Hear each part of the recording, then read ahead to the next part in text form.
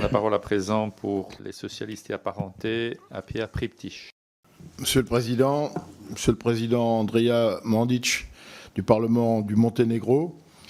après plusieurs mois de tractation, après 30 années de présence au pouvoir du président sortant Milo Đukanović, le président du parti Europe Maintenant, Milojko Spajić, mandaté par le président Milatović, et votre parti ont scellé un accord, un compromis de coalition, le 31 octobre 2023. Comme mes collègues, nous avions noté par le passé plusieurs choix politiques qui dessinaient les contours de votre politique, de votre feuille de route. Un alignement de vos positions en faveur de la Russie, l'adhésion à l'OTAN perçue comme un alignement sur l'Occident à l'encontre de ses intérêts, des intérêts du Monténégro,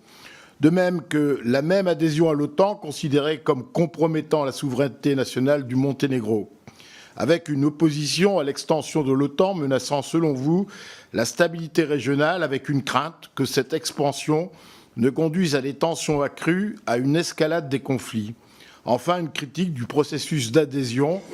affirmant que cette démarche est précipitée, sans un consensus national suffisant à l'époque, sans prendre en compte pleinement les préoccupations internes, notamment en matière de réforme de l'état de droit. Nous connaissons les positions du parti Europe Maintenant de Milojko Spajić. Je sais, Monsieur le Président, que vous êtes, par votre formation en métallurgie, un spécialiste des alliages en aluminium,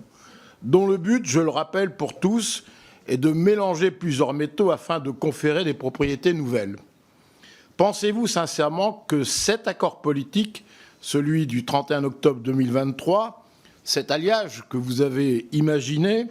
peut aboutir à une accélération du processus d'adhésion à l'Union européenne pour le Monténégro, en considérant vos propres positions sur le sujet par le passé?